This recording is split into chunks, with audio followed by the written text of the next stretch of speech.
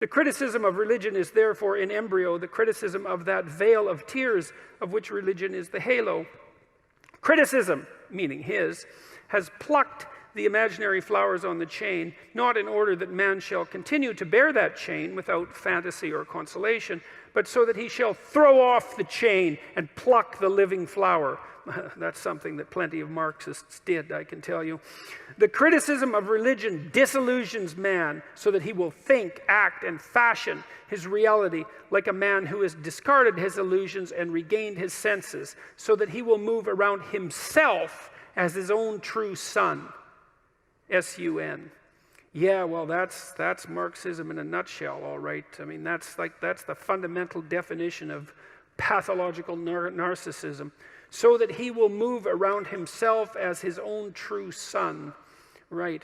Religion is only the illusory sun which revolves around man as long as he does not revolve around himself. And, you know, generally, don't we use that as an insult? He only revolves around himself? Isn't that an insult? And isn't there a reason for that? Don't we assume that there's something that you should be revolving around that isn't just yourself?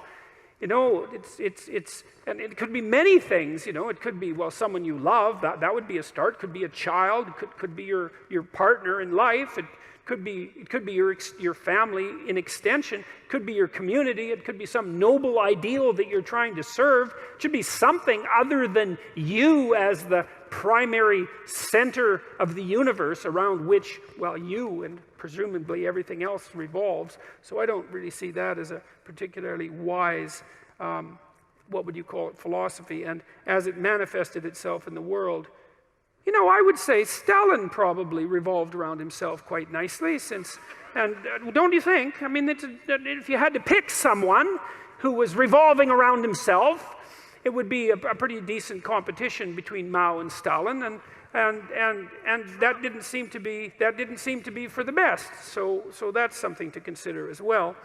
The Marxists believe that religion hindered human development, and the Soviets and the Maoists instituted state atheism, apart from the worship of their leaders, of course. And then I'm going to read you a poem by Marx. This is a good one. I found this a while back.